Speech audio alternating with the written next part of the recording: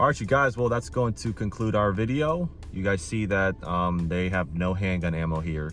I decided to take a drive for you guys to check out other stores around my area, just to see how other companies were dealing with the ammo shortage or price gouging. But you guys see that this store is obviously all sold out of ammo.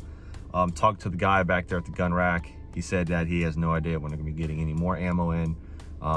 You guys see that they have a couple of your rifle rounds, your 7.62 by 39s here. A couple boxes of that, $9.99. So far, though, I was talking to some of the guys here. They actually say that a couple of their boxes of 9mm they were having was like their low grade 115 grain was like 15 bucks a box. So I'm definitely going to be checking this store back out again.